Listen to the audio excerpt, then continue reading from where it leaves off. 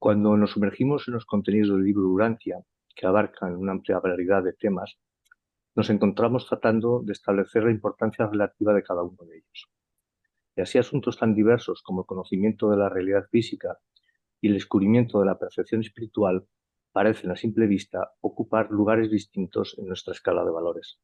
Sin embargo, el propio libro Urantia nos revela que, en el documento 14, la curiosidad, el espíritu de investigación, el estímulo del descubrimiento, el impulso a la exploración, forma parte de la dotación innata y divina de las criaturas evolutivas del espacio.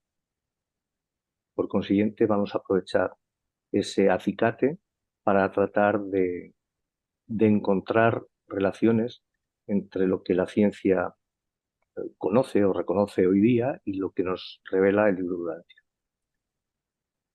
Cuando nos desvela la estructura administrativa de nuestro universo local, despierta nuestra curiosidad y, en cierto sentido, la necesidad de ubicarnos en el universo físico.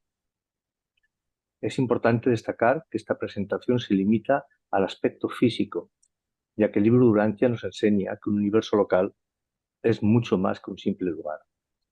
Y por favor, tened también en cuenta que no pretende ser ni la única posibilidad ni la mejor opción. Solamente es la que a mí personalmente me ha inspirado.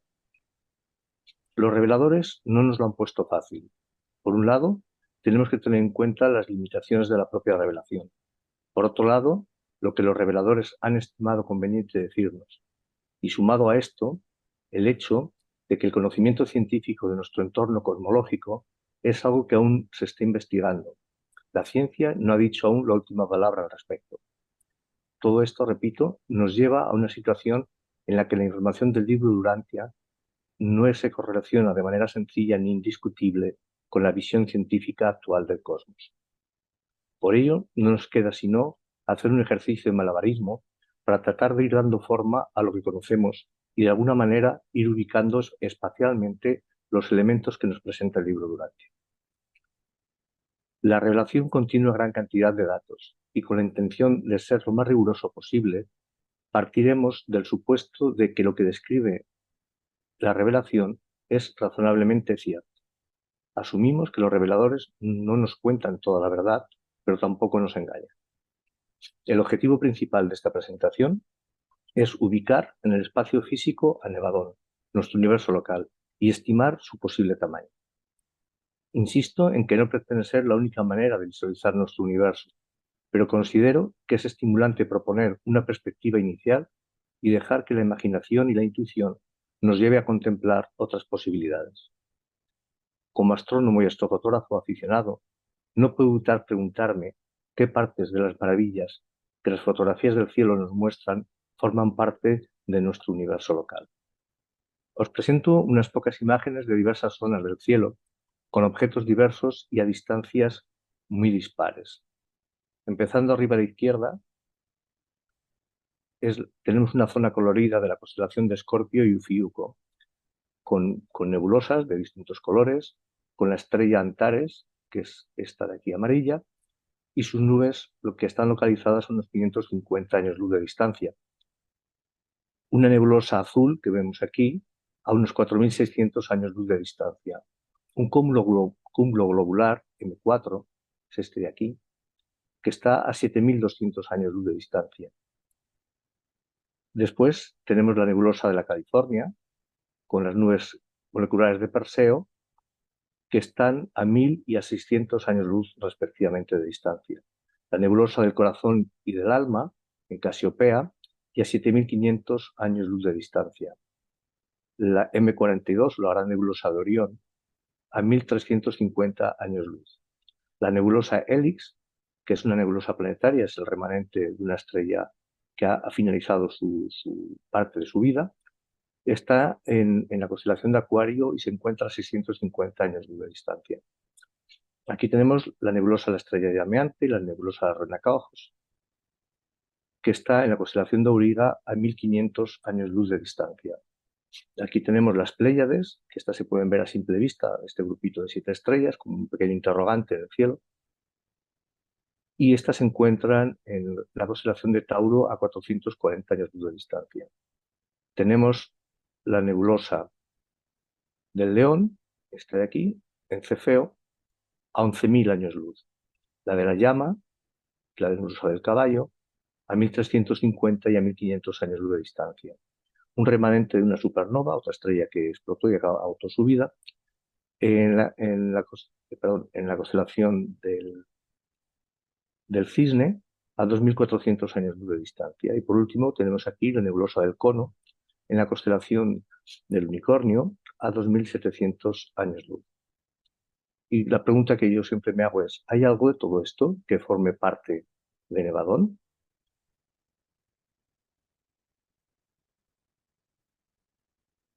¿Qué vemos en el cielo? Antes de adentrarnos en la ubicación de Nevadón, en el espacio, es esencial entender qué es lo que vemos cuando contemplamos el cielo estrellado. Si tenemos suerte un lugar oscuro para observar, veremos una multitud de estrellas y la Vía Láctea, como podemos ver en esta imagen. Aquí esta imagen es una imagen del cielo de los primeros días de agosto y os hago la pregunta de si, no sé si sois aficionados o no, pero bueno, aquí podemos encontrar y localizar la estrella Antares, que es esta aquí. Es decir, si miramos hacia el sur y muy cerca del horizonte desde nuestra latitud, desde la zona de España y de latitudes parecidas, Antares en verano la encontraremos siempre como una estrella muy brillante, amarilla anaranjada, cerca del horizonte y normalmente hacia el sur, entre el sureste y el suroeste. Hará un recorrido de salida y puesta como el resto de las estrellas. Y de todo esto que vemos, ¿qué forma parte de Nevadón? Las constelaciones, que están aquí también representadas con las estrellas más importantes y algunas de las figuras que forman el cielo, no son más que un sistema arbitrario de dividir el cielo observable en porciones que no tienen que ver con su distancia a nosotros. Solamente indican una dirección, que es hacia donde estamos mirando.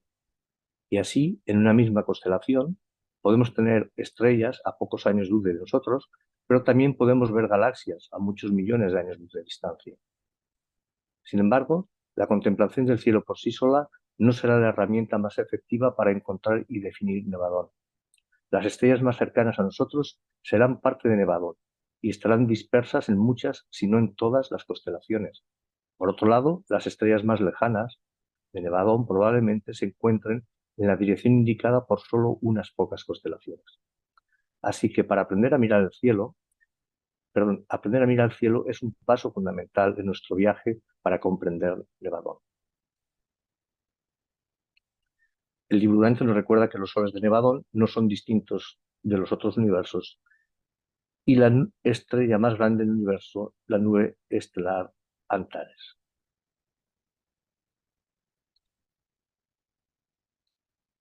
A modo de curiosidad, aquí os presento un mapa de las constelaciones aceptadas desde 1930 por la Asociación Astronómica Internacional y quiero recordar que es muy importante que nosotros estamos atrapados dentro de la Vía Láctea y no tenemos posibilidad de salir y tomar una foto de ella. Por lo tanto, para entender las distancias y las ubicaciones de objetos en el espacio, debemos recurrir a representaciones visuales. En este caso, utilizaré un programa informático que se llama ¿Dónde está M13? Para tener una visión gráfica de nuestra galaxia. Esto no es más que la forma de que todo lo que vemos en el cielo del hemisferio sur y el hemisferio norte está dividido arbitrariamente por unas líneas y se definieron las constelaciones de esta manera. Entonces, cualquier objeto lo podemos encontrar en su constelación correspondiente.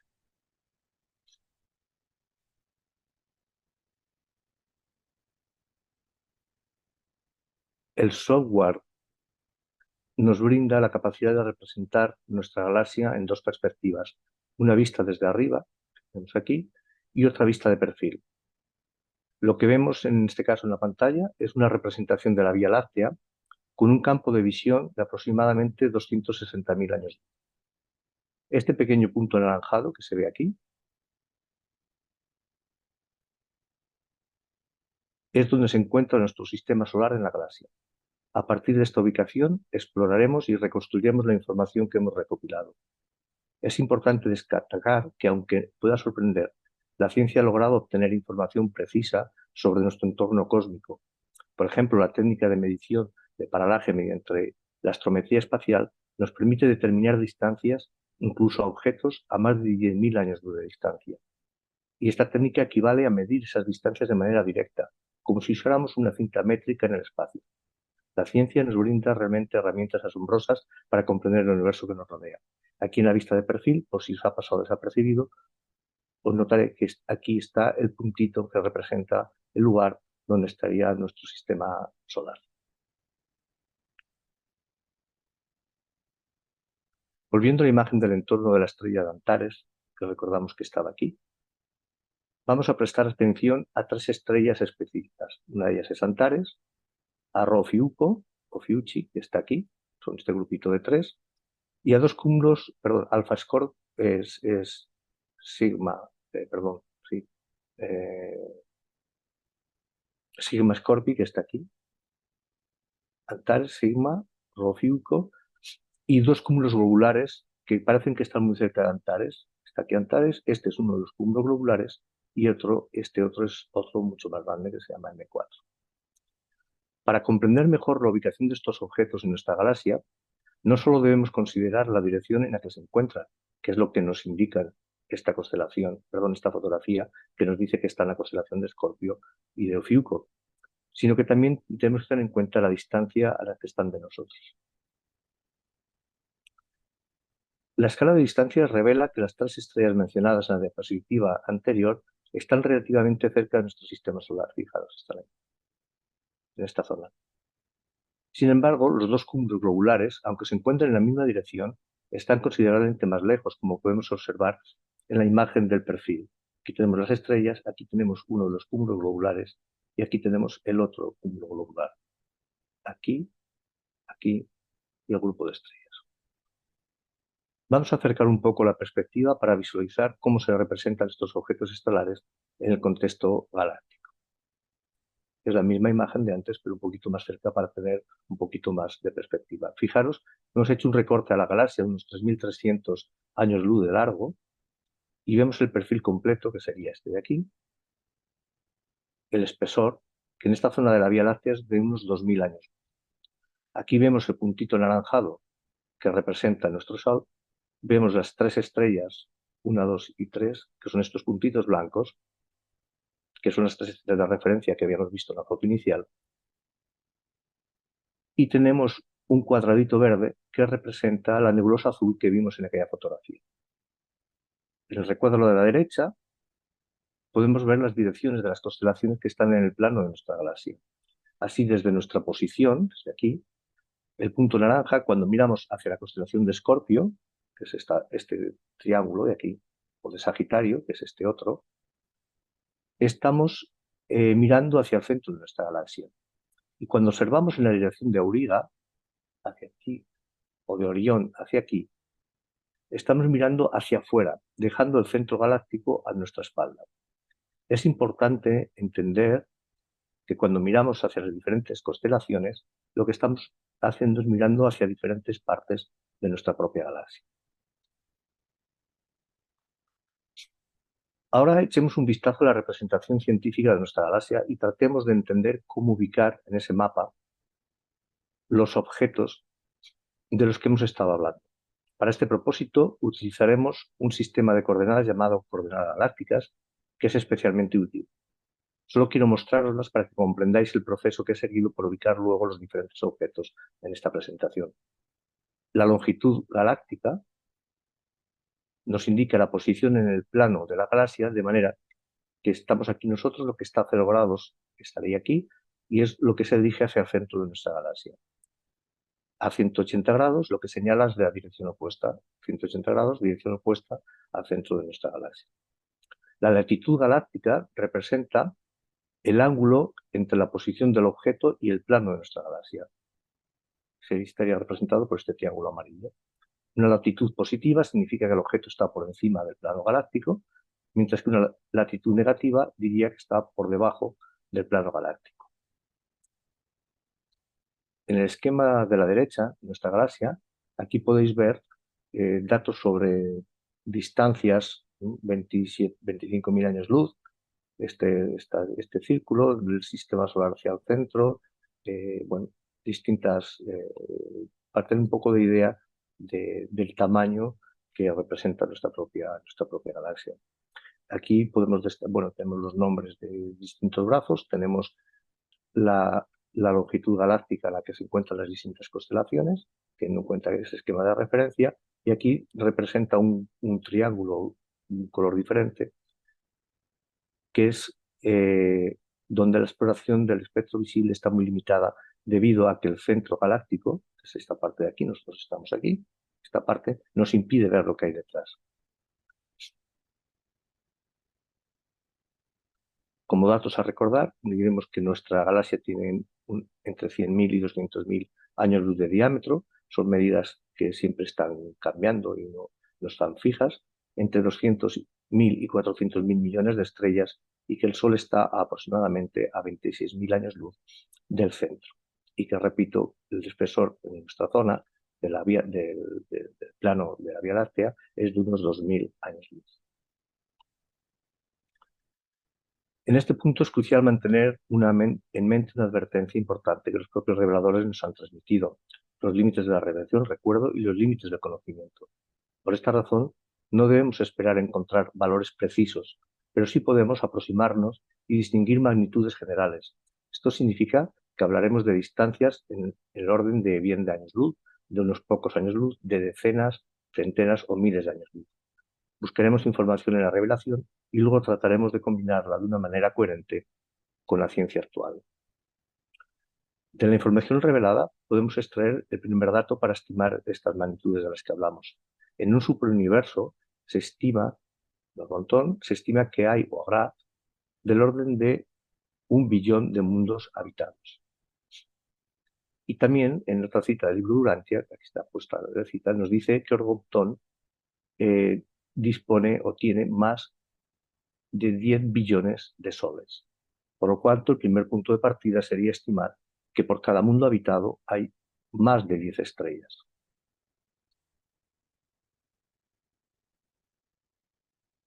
Hay dos datos fundamentales indicados por las revelaciones que tienen relevancia para nuestra exploración. Uno de ellos sugiere que tanto nuestro universo local como nuestro superuniverso aún no han alcanzado su estado final. Además, otro dato relevante es que nuestro sistema local, Satania, se encuentra a las afueras de Nevadón. No lo olvidemos. También se nos informa que Urantia, nuestro sistema solar, está a las afueras de Nevadón también, que es nuestro universo local. Este hecho tiene implicaciones significativas para la cantidad de estrellas en esta región del espacio, recordando que habíamos calculado anteriormente que hay más de 10 estrellas por cada planeta habitado en el conjunto del universo. Continuando con la recopilación de datos de la revelación, nos centramos ahora en nuestro sistema local, Satania. Se menciona que existen más de 2.000 soles brillantes en Satania. Aunque el número exacto no se revela, es razonable estimar que se encuentre entre 2.000 y 3.000 soles. Para fines de este cálculo, asumamos unas 2.200 estrellas como una estimación conservadora. Luego podemos inferir que para 619 mundos habitados hay unas 2.200 estrellas, o al menos de este orden de magnitud. Dado que Satania cuenta con más de 7.000 sistemas físicos, no es descabellado pensar que como mínimo albergue 7.000 estrellas. Si consideramos que algunos de estos sistemas son dobles o triples, el número total de estrellas podría ser considerablemente mayor, pero para nuestros cálculos supondremos que está en el orden de magnitud de unas 10.000 estrellas. Y el otro dato que es importante para nuestro viaje por el entorno galáctico es la consideración de que Antares es la estrella más grande de nuestro universo local de Nevadón. Con los datos que hemos revisado, comenzaremos nuestra búsqueda de una región adecuada de nuestra Vía Láctea para Satania, considerando un rango de entre 2.200 y 1.000 estrellas. Y para Nevadón, consideremos un rango de alrededor de 10 millones, de entre 22 y 100 millones de estrellas, que es lo que van a contener esos 10 millones de planetas habitados. Aunque estos rangos pueden parecer muy amplios, en realidad 2.200 y 10.000, alrededor de entre 10 y 22, entre 22 y 100 millones, estamos hablando realmente del mismo orden de magnitud. Hasta ahora hemos calculado el número de estrellas esperadas en Satania y Nevadón. Ahora necesitamos estimar el tamaño de nuestros universos locales y para ello requerimos conocer la densidad de estrellas en una región determinada del espacio. Explorando datos científicos, aquí tenéis una referencia de la página donde he ido sacando esta información, hemos observado el número de estrellas dentro de esferas de diferentes tamaños alrededor de nuestro sistema solar, con distancias crecientes, de manera que para un radio de 0 años luz, es decir, en nuestro propio sistema tenemos una sola estrella, luego la densidad no se puede determinar. En un radio de 5 años luz, la ciencia estima que tenemos aproximadamente 3 estrellas. Luego, el volumen de una esfera de 5 años luz representaría 524 años luz cúbicos y este sería el número de estrellas para esa esfera, ¿no? Del orden de 3,82 por 10 a menos 3. Diremos que son entre 3 y 4 estrellas por cada 1000 años luz cúbicos. Y así sucesivamente podemos construir de los datos que nos proporciona la ciencia el número de estrellas y el volumen de la esfera que lo contiene y conseguir determinar la densidad de esas estrellas. Y es curioso que podemos ver que básicamente se mantienen alrededor de 4 estrellas por cada 1000 años luz cúbicos y cae a 1,15 estrellas por cada 1000 años luz cúbicos cuando consideramos radios grandes del orden de 5000 años luz.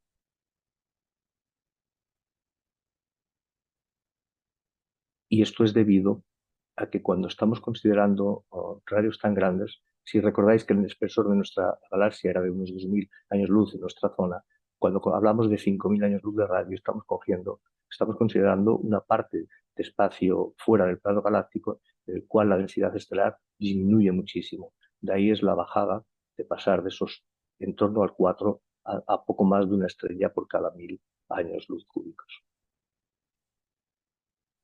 Ahora, si recordamos que buscamos un entorno galáctico para Saldaña con alrededor de 2.200 estrellas y para Nevadón con aproximadamente 100 millones de estrellas, ¿podemos encontrar esferas que cumplan con estos números según la ciencia? Las matemáticas nos ayudan en esta tarea. A partir de los datos recopilados anteriormente, realizó un análisis de regresión lineal que se representa en esta gráfica y aquí está la función que ajusta y el ajuste de correlación que es razonablemente bueno, de orden de 0,9998.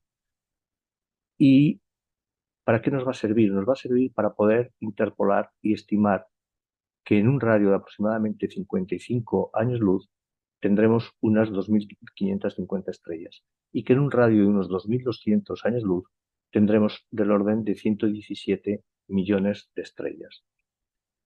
Veamos si el libro Urantia dice algo de la densidad del número de estrellas por volumen en nuestro entorno físico y si podemos comparar lo que sabemos por la ciencia con lo que nos revela.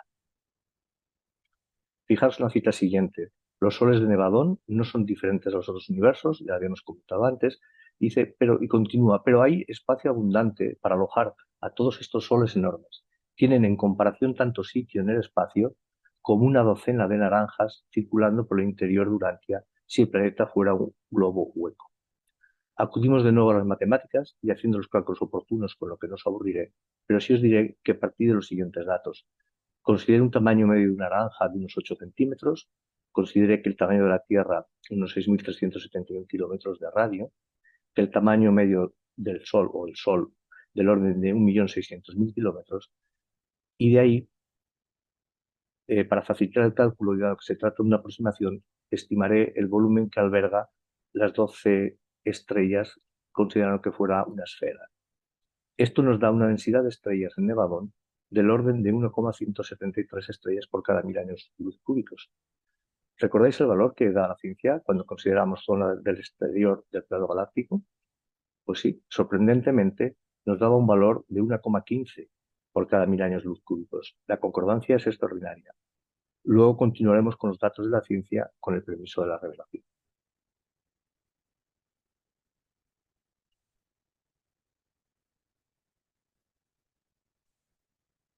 Con un número de estrellas estimados de entre 30 y 100 millones y una densidad que oscila entre 1,17 y 3,72 estrellas por cada 1000 años de luz cúbicos, podemos estimar tanto un tamaño mínimo como uno máximo para Nevadón.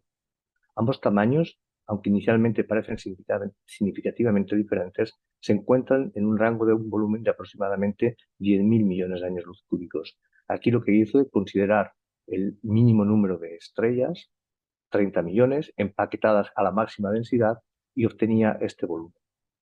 Para un volumen máximo de 100 millones a una mínima densidad, para que sea el tamaño más grande posible a considerar del universo local, nos dan un volumen del orden de 8,5 por 10 a la 10 metros cúbicos. Por consiguiente, voy a considerar un volumen de trabajo del orden de 10 a la 10, que son 10.000 millones de años luz cúbicos.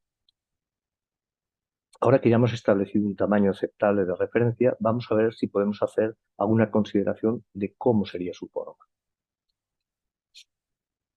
Sobre la forma de los universos y los tamaños sabemos que pueden ser muy dispares. ¿Cuál sería la forma de un universo local? El propio libro de Urantia nos da una pista al respecto cuando describe a Abona, al definirlo como un mundo perfecto ya establecido y finalmente estabilizado. Y este mundo perfecto sirve como modelo a los demás. Luego es posible que la forma general de un universo local tienda a parecerse a la forma del universo central. De esta manera, la forma más simple que se asemeja a las descripciones de Abona y de incluso el propio paraíso es el círculo y sus variantes tridimensionales como son la esfera o los esferoides. En un sistema de mundos perfectamente estabilizados y dado que los objetos astronómicos se encuentran en movimiento y no están parados, como nos indica nuestra lógica, el modelo físico es la elipse o la circunferencia, por lo que consideraré la esfera o el elipsoide, que es el volumen de revolución de la circunferencia, como modelo tridimensional a tener en cuenta en cuanto a la forma de las unidades administrativas del universo local. De hecho, la forma del propio paraíso, recordar que es una especie de elipse aplanada. Luego, mi propuesta para la forma de Nevadón es de un esferoide de aproximadamente 2.100 años luz de largo, 1.050 años luz de ancho y 1.000 años luz de alto, que abarca parte del espacio fuera del plano galáctico, en concordancia con las consideraciones de densidad de estrellas y el volumen estimado. Con Nevadón definido, volvamos la mirada hacia Satania. Dado que Satania está en nuestra proximidad, podemos asumir que se encuentra dentro del plano galáctico. Basando en nuestra estimación de 2.200 estrellas y una densidad de 3,7, podemos concluir que su radio sería de aproximadamente 52 años luz, es decir, unos 104 años luz de diámetro.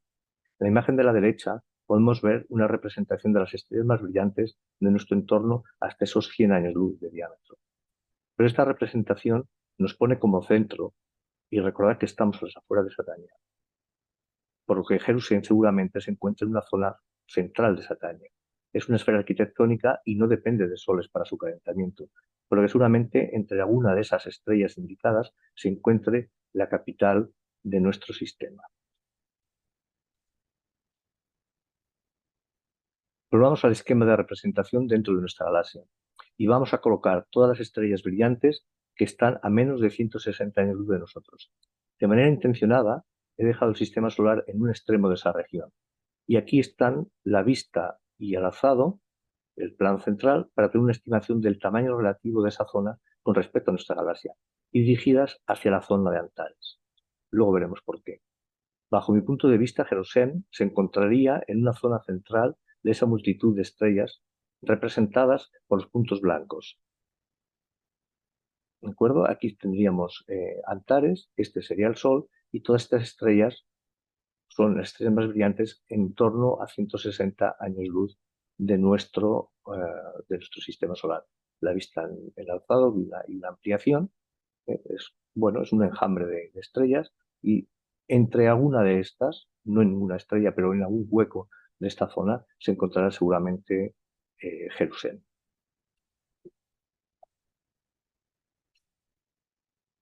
Veramos a ver si podemos averiguar por dónde se extiende Nevadón. A la izquierda os muestro una panorámica de la galaxia con unos círculos concéntricos que indican distancias para que nos hagamos una idea de estas magnitudes. Aquí tenemos nuestro sistema solar, 1.000 años luz, 4.000 años luz, 8.000, 15.000, 24.000, 30.000, 50.000 años luz, 93.000 años luz. Si hacemos un poquito de zoom para tener un poquito de visión más clara, aquí vemos nuestro sistema solar y un radio, lo que ocuparían 1.500 años luz, lo que ocuparían 3.000 años luz y lo que ocuparían unos 5.000 años luz. Es decir, como definí nuestro sistema, nuestro universo local, sería un óvalo que tendría una longitud máxima de unos 4.200 años luz.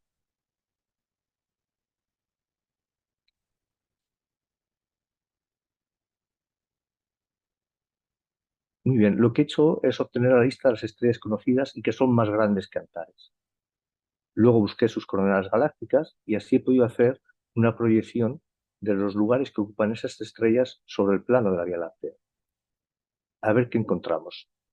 Son todos estos puntitos naranjas y si os fijáis, curiosamente, hay una zona que estas estrellas dejan despejada y se proyecta en el cuadrante inferior derecho. Vamos a ver esta misma zona más ampliada, con el Sol en el centro, Antares, que recordemos que está en nuestro universo local, color verde, está aquí. Podemos dibujar unos círculos concéntricos hasta unos 5.000 años luz, es el rojo, de distancia del Sol para marcar las cotas, y así nos encontramos con este mapa, y estas son estrellas que todas son más grandes que Antares. Luego, recordemos las condicionantes. Nevadón debe extenderse en una zona de unos 4.200 años luz de largo. Nuestro sistema solar está a las afueras de Nevadón. Ha de ser una región por la que no puede haber ninguna de las estrellas naranjas, pues todas las que están representadas son más grandes que Antares y por lo tanto incumpliría lo revelado. Y una vez más quiero insistir en que estamos hablando de una representación y una aproximación. Y aunque podemos dibujar otras formas, si mantenemos el criterio inicial de una forma alargada o una conclusión lógica, sería definir el contorno y la ubicación del nevador en la forma siguiente. Este círculo de color lila podría muy bien representar la zona de la Vía Láctea por donde se extiende nuestro universo local de nevador. Esa región cumple los criterios que hemos ido mencionando. Contiene un volumen de unos 10.000 millones de años luz cúbicos, podría contener entre 30 y 100 millones de estrellas, el sistema solar está a las afueras y no contiene ninguna estrella más grande que Antares. Cualquiera de estas intentáramos distribuirlo en cualquiera de otras posiciones y empezarían a contener estrellas que son más grandes que Antares, por lo cual estaríamos incumpliendo el dato revelado. Ya para terminar con este recorrido estelar y cerrar el círculo con el que comencé la presentación, podríamos aventurar qué objetos de cielo profundo se encuentran a menos de 4.200 años luz de distancia y en la dirección de Escorpio, Norma y Centauro, porque posiblemente sean parte de nuestro universo local. Pero para mí personalmente no es la mejor de las noticias, puesto que la mayoría de estos objetos no están en constelaciones visibles del hemisferio austral y los habitantes del hemisferio norte no tenemos acceso a ellos, quedan por debajo de nuestro horizonte de observación. Son lo que se llaman constelaciones del hemisferio sur. Aquí los podemos ver representados en planta y en el perfil con su ubicación en la galaxia.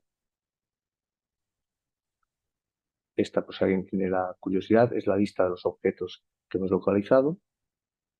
Es una recopilación de cúmulos abiertos, fundamentalmente, open cluster, alguna nebulosa, difusa, y aquí en la lista pues aparecen bueno, pues, las coordenadas galácticas, el tamaño, la distancia de estos objetos, por si alguien tiene algún tipo de curiosidad al respecto. Permitidme volver a la imagen inicial para comentar que al igual que la estrella grande de la parte inferior derecha, Antares, recordáis que es esta de aquí, pertenece junto con toda esta nube amarilla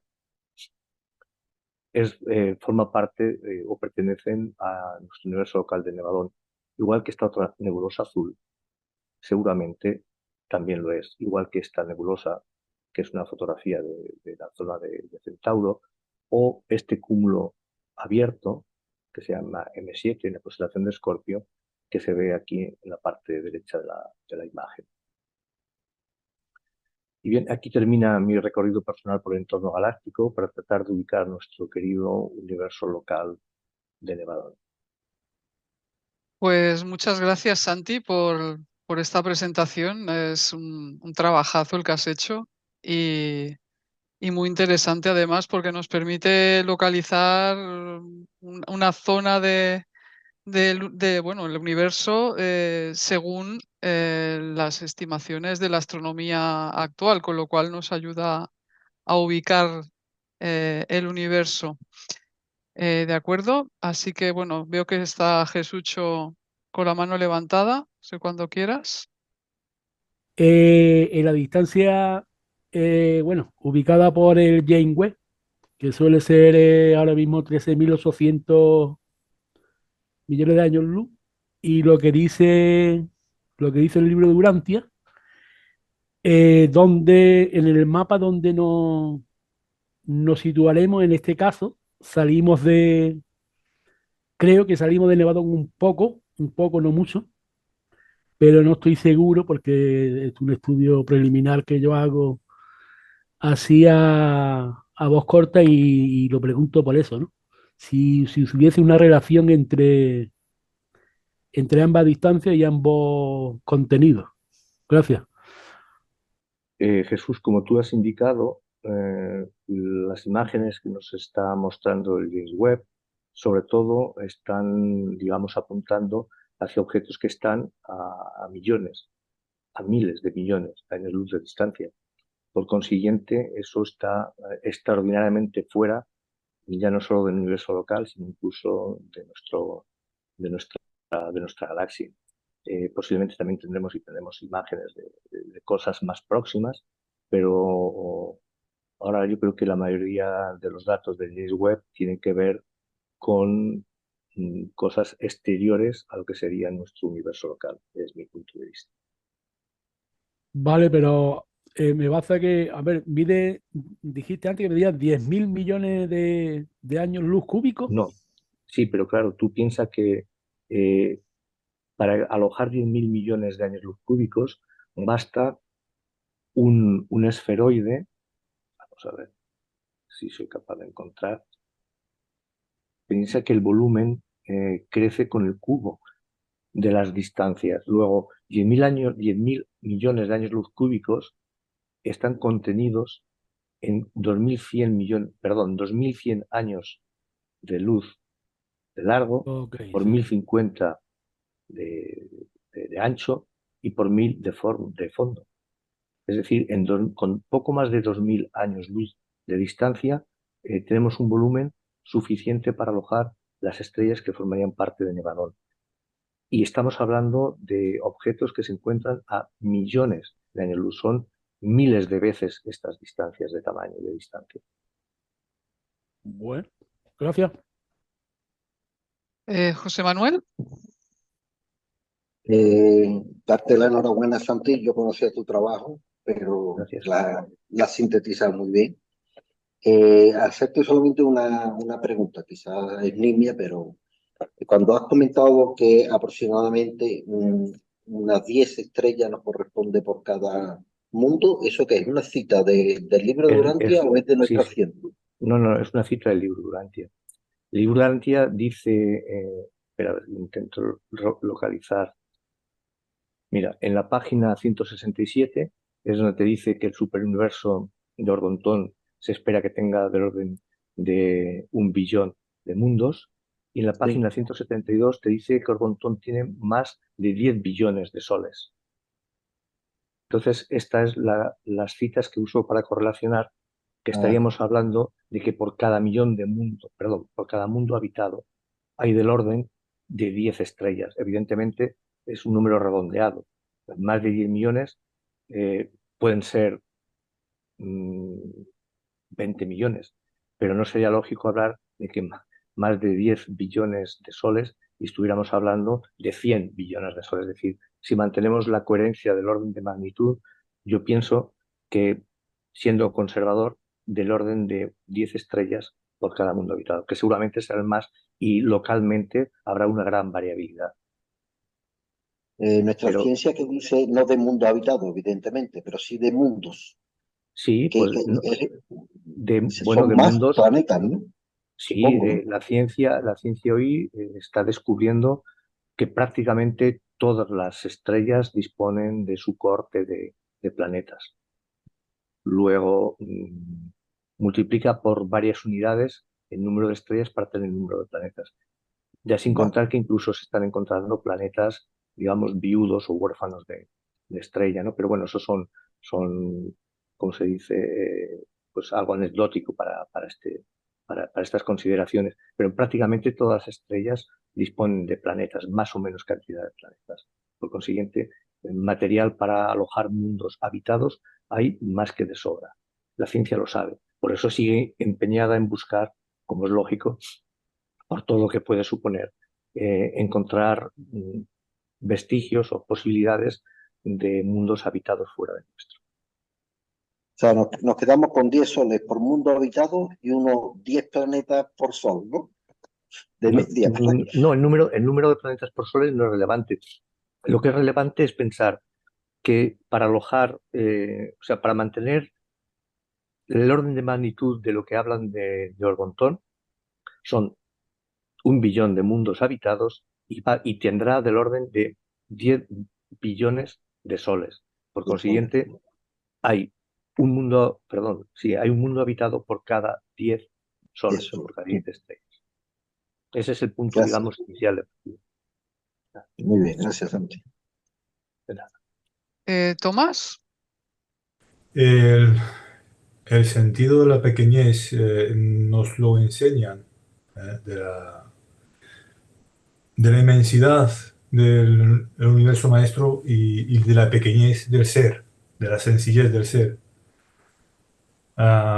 Se nos enseña en el ejemplo de las 12 naranjas en el interior de Urantia.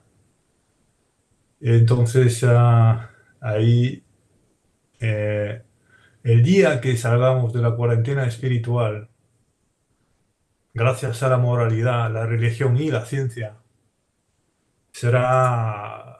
veremos en el sistema evolutivo primitivo, moderno a la vez, pero con su contraste, veremos, gracias a esa comunicación estelar, la reunión de las transmisiones espirituales, y se conozca mejor la cosmología, que ya se sabe, pero que se esconde, como bien ha dicho Santi. Y, en fin, salgamos de esta barbarie. Va a ser una maravilla. En fin, es abrumador imaginar la inmensidad del universo y el ego que aún transpira la sociedad en su conjunto, el sistema, la civilización, en este sistema de maleducados sin comprender el sentido de la sencillez y la pequeñez, ¿verdad? Por eso he puesto ahí en comentarios la analogía de la economía que es parasitaria y se expresa así, como las estrellas, ¿verdad? Irónicamente, pero nada que ver con la unidad y el sentido del espíritu de la verdad, que pacifica y nos hace ver realmente las estrellas como deberíamos de verlas, y no con esta visión horizontal, de ojos para afuera, olvidándonos de este ejercicio, esa técnica psicológica espiritual vertical hacia arriba, para ver mejor las estrellas y conocerlas. En fin, muchísimas gracias. Me he perdido 20 minutos, llego tarde, lo volveré a ver. Y nada más, ha sido maravilloso. muy bien. Jaime, Sí, buenas tardes a todos. Santi, me sumo a la enhorabuena. Me ha fascinado sobre todo el cómo desde datos tan dispersos y tan escondidos y tan escondidos de forma relacional, es decir, que tienes que hacer un trabajo deductivo para llegar a un determinado valor que te va a ayudar después para coger y calcular otro. Ese juego que tienen los reveladores de no dar la información gratuita, sino que haya que ganársela también un poco para llegar, pues me ha fascinado cómo ha llegado a establecer ubicación y forma aproximada de Nevadón dentro de nuestra galaxia. Te pregunto, ¿has hecho algo parecido con el superuniverso? Lo he intentado, pero Está recogido, no he hecho, a ver, yo hice un trabajo hace un tiempo que también hablaba del universo, perdón, hablaba del superuniverso dentro del universo maestro, por decirlo así, y también contiene esta parte del universo local. ¿Qué ocurre? Que a medida que nos alejamos, si os acordáis, he mencionado una técnica que, bueno, supongo que para la mayoría de vosotros no dice nada, pero yo quería que quedara constancia de que uno de los grandes problemas que tiene la ciencia es establecer las distancias astronómicas. Ujú, Entonces, con las distancias astronómicas, la técnica de lo que se llama el paralaje, ujú, no voy a explicar qué es, pero es una técnica que es de medida directa. Es decir, observo, mido, como quien dice, con la regla y el compás, para entendernos, hago la cuenta y me sale la distancia a la que eso está. Y esa funciona porque tiene que ver con el recorrido que hace la Tierra alrededor del Sol, es decir, observar el mismo objeto en una fecha y 6 meses después. La Tierra ha caminado la mitad de su recorrido, la estás viendo desde otra perspectiva y ese movimiento aparente en el cielo permite calcular con muchísima precisión la distancia a la que está ese objeto. Y eso funciona razonablemente bien para distancias de ese orden, del orden de 10.000 años luz, haciendo esas observaciones con telescopios que están fuera de la atmósfera terrestre. Dicho eso, el resto de las distancias se tienen que empezar a hacer de manera por comparación.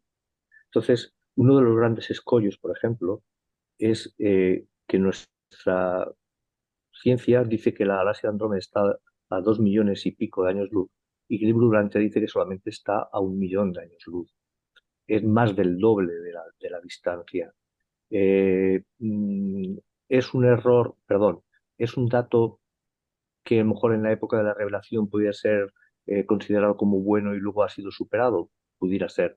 El dato es bueno, el de 1 millón o el de 2 millones, pudiera ser, no sabemos. Entonces, a medida que nos alejamos de nuestro entorno, la imprecisión de las medidas genera mucha más incertidumbre. Entonces, hacer un trabajo similar lo intenté, para nuestro universo local, perdón, para nuestro superuniverso, pero me topé con que de alguna manera o necesitaba, y ahí tenemos que empezar a hablar de lo de retorcer, que me decís muchas veces la información de Virulantia cuando dice que Andrómeda está fuera del superuniverso habitado, y entonces la gran duda es, ¿Andrómeda está fuera del superuniverso o está dentro? Si está dentro pero está en la zona no habitada, podríamos estimar que nuestro superuniverso tiene un tamaño que engloba esas galaxias y nos daría una cantidad de estrellas apropiada para lo que dice la revelación que hay en nuestro superuniverso, pero si definitivamente queremos dejarla fuera, nos encontramos con que o encontramos una docena más de vías lácteas escondidas detrás de esa zona triangular que dije que se ven mal o poco, o realmente nuestra galaxia tenemos que empezar a pensar que tiene 10 o incluso 100 veces más estrellas de las que consideramos que tiene.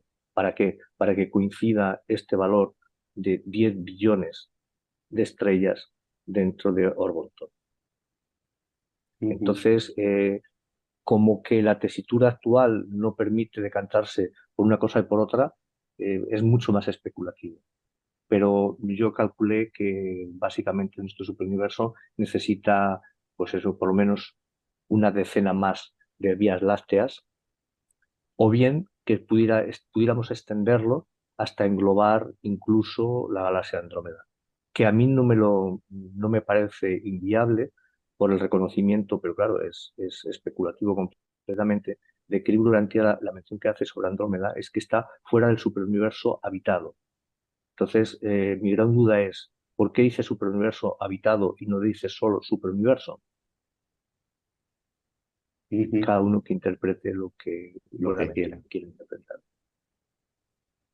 Muy bien, porque la ciencia dice que nuestra galaxia tiene ¿qué número de estrellas De catalogada entre, entre, entre o 200.000 vistas? y 400.000 millones.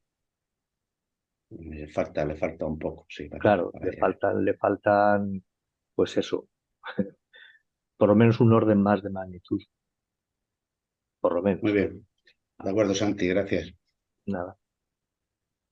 Edu, Santi, felicitarte por compartir con nosotros esta información tan interesante y tan valiosa, por lo menos Gracias. aquellos que seguimos esta historia, ¿no? Yo sé que te mueves como pez en el agua en este tema, por lo tanto, para ti esto no es nada más que darte un poco más de quebradero de cabeza, ¿no? Me parece fascinante, estoy totalmente de acuerdo, creo que con todos los cálculos, todo lo que es la teoría, todo lo que es el tema de apreciaciones y de magnitudes. Y con lo único que no estoy de acuerdo es que al canto le has puesto una forma, eso sabes que tú y yo lo hemos hablado muchas veces, que creo que no la corresponde.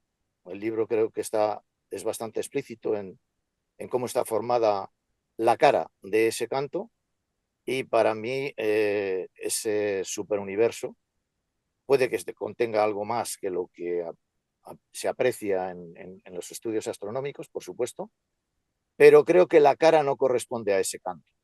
Lo he dicho muchas veces, soy de las personas que pienso que el superuniverso está hecho de muchísimas nebulosas o galaxias, como las queramos llamar, pero muchísimo más pequeñas que una Andrómeda.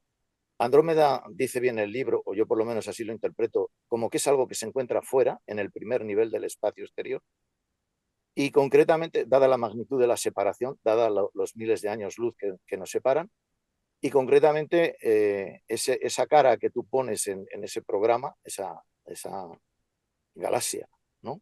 Con sus bracitos y demás, creo que no lo corresponden, creo que esa cara está impregnada de montones de nebulosas acabadas o inacabadas, pero muchísimo más pequeñas que una Andrómeda, por ejemplo, y que concretamente esa sería la cara, ¿no? Miles y miles y miles de Andrónover, de nebulosas, que sí que corresponden a nuestro universo local y que probablemente sí que tengan dos pequeños brazos, pero extremadamente pequeñas y muy significativas para poder delimitar ese universo local. Ya digo que estoy totalmente de acuerdo con todos los cálculos que has hecho, las formas esferoides o elisoides, creo que es así, creo que más o menos está de esa manera, pero donde tú lo sitúas con arreglo a esa plantilla, por llamarlo de alguna manera, de la cara de ese plano, creo que está más al extremo, creo que vivimos mucho más al extremo, y creo que así lo demuestra la astronomía cuando mira hacia el exterior, cuando mira hacia el primer nivel del espacio exterior, que es totalmente distinto en el aspecto cuando los telescopios miran concretamente hacia el interior de ese plano de la Vía Láctea, de ese camino de leche.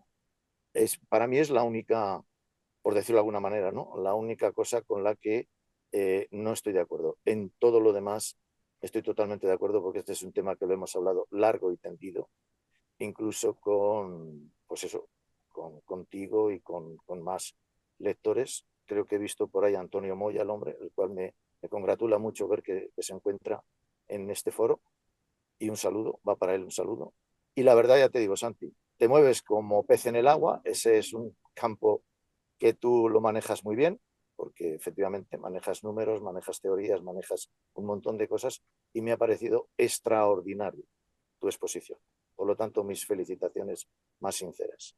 Gracias. Nada más. Gracias, Edu. Nada más comentarte que la plantilla, como tú dices, del dibujo esquemático de nuestra galaxia no es una ocurrencia mía, sino es lo que la ciencia de hoy admite como posibilidad o como realidad. Pero evidentemente la ciencia está en evolución. Lo entiendo. O sea, que te es válido para hacer el planteamiento que has hecho, vamos, estoy totalmente de acuerdo. Pero ya digo que concretamente no me sirve ello para intentar entender el libro, ¿no? O sea, si me pongo en el lugar del libro, concretamente no me sirve esa cara de ese canto, ¿vale? Porque no es así. El libro te lo dice bien claro. No es nada semejante a Andrómeda. Y sin embargo, nuestros astrofísicos consideran que nuestra cara de ese plano, de ese camino de leche, es igual que Andrómeda. cuando realmente no lo es, porque te dice cómo es el principio del superuniverso. Entonces, y te dice bien claro que son pequeñas nebulosas o pequeñas galaxias en distintas partes de evolución de las 4 que se compone una galaxia, desde que es polvo interestelar hasta que aparecen soles y mundos habitados, y se establece esa galaxia o esa nebulosa en un punto focal que ya se apaga el poder, crear más soles en su entorno, ¿no? Y un periodo de estabilización, con lo cual ya digo que ahí no, porque concretamente no corresponde. Con arreglo a lo que dice el libro, entiendo perfectamente lo que me dices, que te tienes que valer de lo que hoy la ciencia piensa, opina y transmite, para que luego tú, efectivamente, como bien considero que has hecho, con arreglo a lo que dice la ciencia que tiene y con arreglo a lo que han conseguido ver los astrónomos, pues efectivamente los soles más cercanos, Antares, etcétera, etcétera, están perfectamente, y creo que las distancias están proporcionadas y de hecho los cálculos te coinciden perfectamente. Simplemente es eso. Nada más. Gracias. Muy bien, seguimos. Fran. Bueno, lo que ya has comentado tú, Santi, de la discrepancia que hay entre la medida de la distancia de Andrómeda, y luego hay otra muy importante que no sé si la habéis leído, pero si no la comento. Es cuando en el documento 32 nos dice la distancia entre Jerusalén y la sede central de Satania. O sea, que Jerusalén, la sede central de Satania, y el centro es de nuestro superuniverso Orborton, que dice que está a 200.000 años luz de distancia. Entonces, si calculamos que la distancia, que el diámetro de la galaxia son 200.000 años luz, ¿cómo puede ser que la capital de nuestro sistema local, de Jerusalén, esté a 200.000 años luz del centro de la... Suponiendo que el centro de nuestro superuniverso esté en la galaxia, que eso es lo que hay que por ver, que eso yo lo pongo en tela de juicio, porque si es así, o está fuera, Ubersa está fuera del plano galáctico, en un punto a lo mejor lejano, o hay fallos de mediciones por nuestra parte. Entonces, esa es la primera discrepancia. Luego también la forma de la galaxia está más o menos clara. Es decir, según la etimología de galaxias, existen espirales, existen galaxias de forma de espirales barradas. Y Andrómeda es una lenticular, que yo sepa. Nuestra galaxia está bien clara los brazos. O sea, están bien. El brazo que está por detrás no se ve muy bien, no lo podemos ver claramente, pero sí los que están a nuestros costados, por así decir. Entonces, eso está más o menos claro. Y con lo cual, simplemente es ver algo parecido a nosotros fuera, y nosotros, de hecho, la imagen que ha puesto Santi es una ilustración. Esa foto no se puede tomar, no la podemos tomar nosotros. Es una interpretación de los datos con respecto a cosas parecidas que vemos en el universo. Simplemente quería comentar eso, esa discrepancia, ¿cómo lo interpretáis vosotros?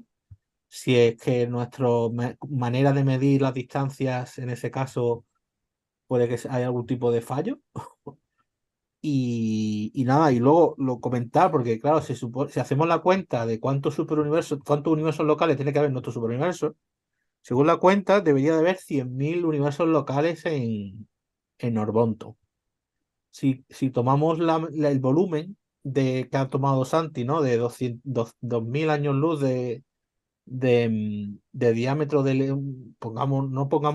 yo hago como el ingeniero, una vaca esférica, ¿no? Vamos a poner una esfera de 2.000 años luz de radio. Yo no sé dónde hacer el cálculo, pero ahí sí caben. Si tú haces la división del volumen de una esfera que quepa la galaxia con ese diámetro, a ver si caben los 100.000, si no hay que expandirlos más. Otra cosa que no, perdona que intento decirlo rápido, que yo creo que los superuniversos no están cerrados. Es decir, todo el mundo sabe que Andrómeda se está acercando a nosotros. Llegará un momento en el cual se fusionará con nosotros. Entonces, quiero decir que los universos no están como en perfecta una danza sincronizada, sino que hay colisiones, hay movimientos, y la las galaxias están moviéndose de manera un poco errática unas con otras, y da la casualidad que Andrómeda llegará un día que se formará, que se fusionará con nuestra galaxia y se formará una supergalaxia más grande todavía. Entonces, nada, sí quería comentar eso y muchas gracias por vuestra atención y gracias por tu presentación, Santi. Gracias a ti, Fran. Cosas que te puedo comentar. Andrómeda es una galaxia espiral, está definida como galaxia espiral. Eh, Más cosas que te puedo comentar sobre la distancia de Jerusalén a- lo diré, al centro de nuestro superuniverso, de esos 250.000 años luz. Claro, tú estás pensando en tirar hacia el centro de nuestra galaxia. Te recuerdo que nuestra Vía Láctea no contiene tantas estrellas como debería para ser del tamaño que el libro Urantia sugiere para el montón. Eso quiere decir que tiene que estar acompañado de otra serie de galaxias o de agrupaciones de estrellas, como quieras verlo, que estarán fuera de nuestra galaxia, pero acompañándola. ¿Eso qué ocurre o qué hace? Pues eso hace que posiblemente el centro de masas, que parecería algo lógico, ya que eres ingeniero, parecería lógico el centro de masas que se correspondiera con el centro de, de la sede central del superuniverso, estará desplazado y no precisamente hacia el centro de nuestra galaxia, que yo creo que es uno de los sitios más inhóspitos para vivir. Luego, sobre el tema del tamaño, por eso la presentación es sobre Nevadón. ¿Por qué? Porque conocemos nuestro entorno galáctico a nuestro alrededor y hemos visto hasta qué punto puede coincidir en cuanto a la densidad del número de estrellas y podemos especular sobre el tamaño y el volumen aquí. Sabemos que el Gurudanta nos dice que los tamaños que los tamaños de los distintos universos locales pueden ser muy diferentes, como es lógico. ¿Por qué? Porque a medida que te acerques hacia el centro galáctico, la densidad estelar va a aumentar considerablemente. Por consiguiente, para tener el mismo número de estrellas o del mismo orden de magnitud, vas a necesitar volúmenes bastante más pequeños. Eso también hay que tenerlo en cuenta. Igual que al revés, que cuando salgas hacia afuera, la densidad va a disminuir y es posible que necesites tamaños más grandes para contener un número de estrellas similar o parecido o equivalente. ¿Vale? No recuerdo más, no he tomado nota, pero bueno, básicamente yo creo que esto era lo más relevante. Lo de si la galaxia Andrómeda sí tiene dirección hacia nosotros. Fíjate cómo sería de extraño pensar que la galaxia de Andrómeda está fuera del superuniverso local y dentro de X miles de millones de años forme parte de nuestro propio superuniverso. Porque si llega a entrar en colisión, se llega a acercar suficiente como para formar una unidad única con nuestra Vía Láctea, evidentemente en aquel momento ya formará parte del, del superuniverso de Ordonton.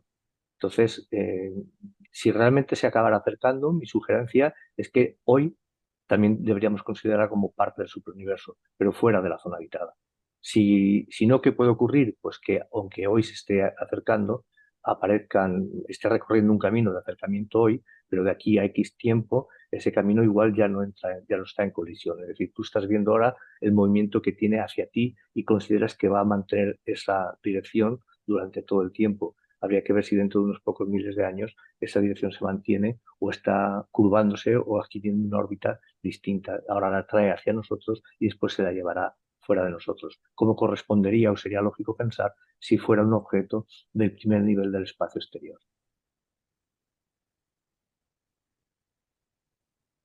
Muy bien, damos paso a Romu. A ver, antes te han preguntado si este mismo trabajo lo has intentado a nivel del superuniverso y has hablado de que, claro, hay una gran imprecisión en el cálculo de las distancias y todo ello, pues te ha impedido el extrapolarlo hacia un superuniverso. Pero también te impide los pocos conocimientos que hasta ahora tenemos y nuestras, digamos, primitivas herramientas, el más o menos apuntar hacia qué constelación habría que mirar en la que creamos que en esa constelación se encuentra la isla central o la isla eterna del paraíso, hacia, digamos, como tomarla como referencia absoluto de toda la creación. ¿Eso sería posible o incluso estamos todavía imposibilitados hacia ver hacia dónde habría que mirar para más o menos barruntar dónde se puede encontrar esa isla eterna del paraíso? Gracias, Romu. Yo me he hecho esa pregunta y he estado indagando, pero evidentemente no hay nada concluyente y te explico por qué. El libro de Herencia te dice que cuando miramos hacia el centro de nuestro superuniverso y nuestro superuniverso se encuentra en la posición adecuada, estaríamos mirando hacia el centro de todas las cosas, que es hacia donde se supone que estaría el paraíso. Pero claro, no sabemos en qué momento de las revoluciones de nuestro superuniverso a través del paraíso estamos. Es decir, no sabemos, con esa información solo, no podemos averiguar si hoy, mirando hacia el centro de nuestra Vía Láctea, que es la región de Sagitario, detrás de eso encontraríamos la zona donde aparentemente pudiera estar el paraíso. ¿Qué he buscado?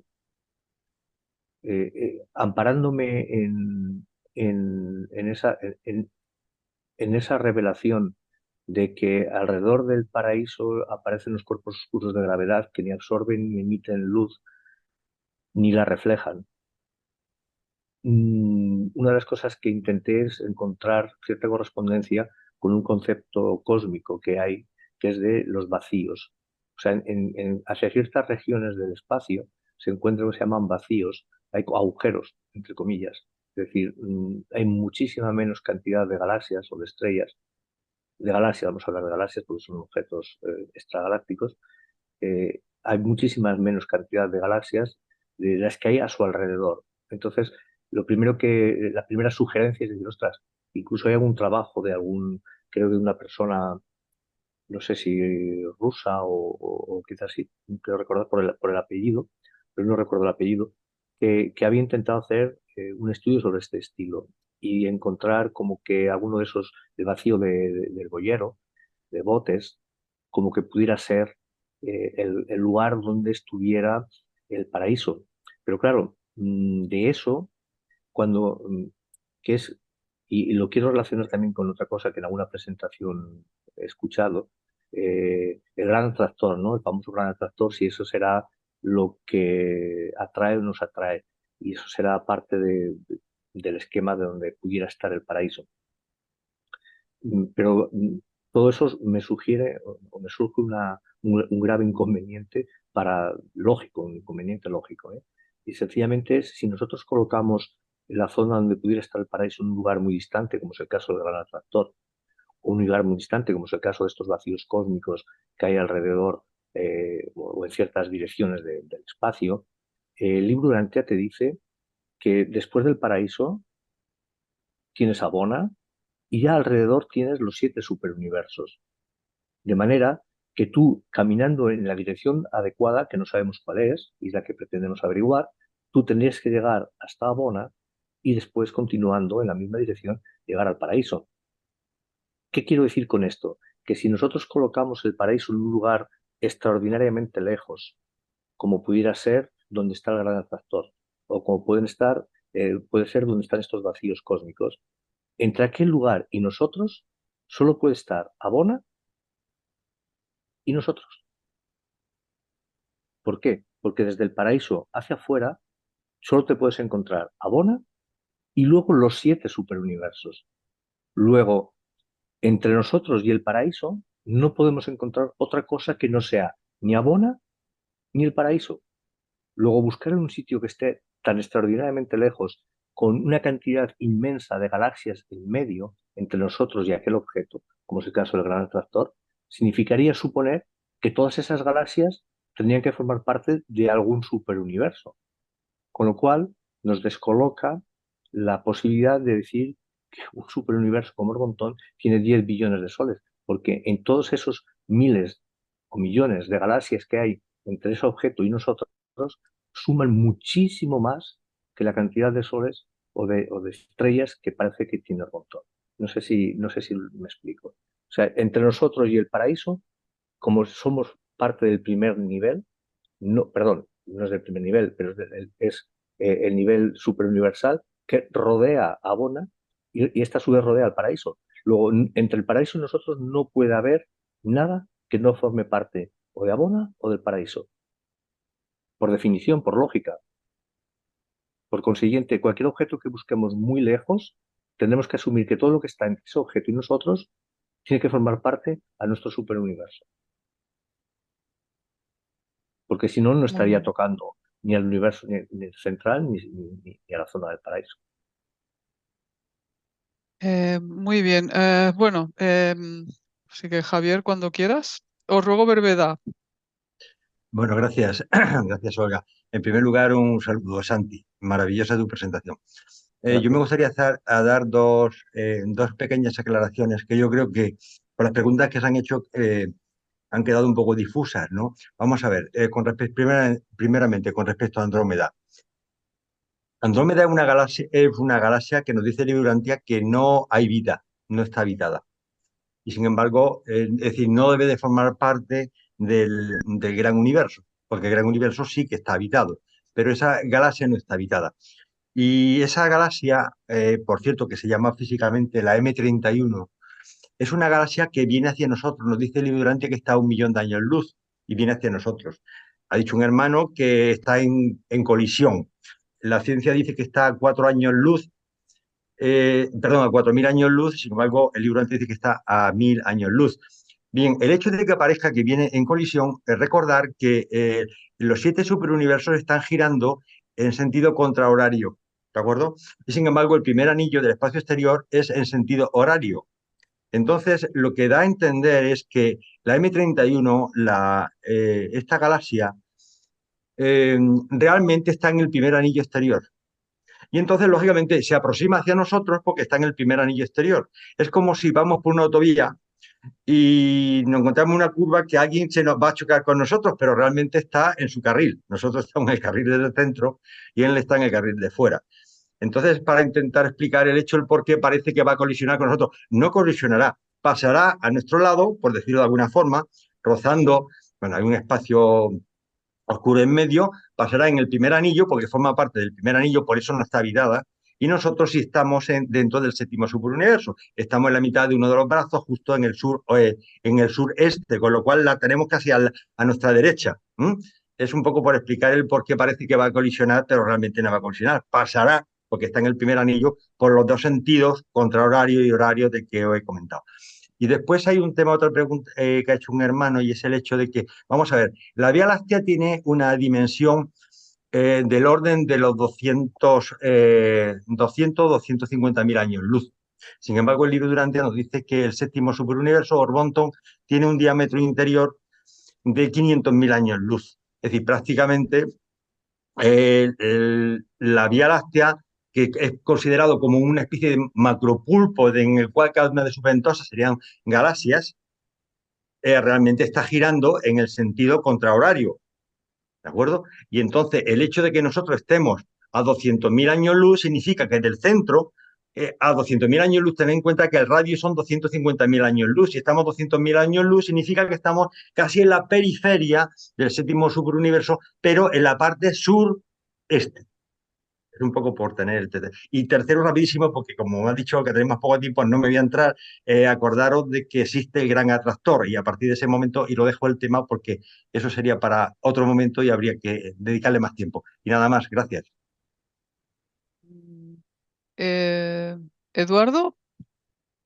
Lo que yo quería comentar es que la cantidad de galaxias que se conocen es tan grande, que me sorprende la asociación entre la Vía Láctea, que es una galaxia, y un superuniverso. O sea, habrían 7 galaxias como la nuestra y tenemos los 7 superuniversos. y todas las otras están en el espacio exterior.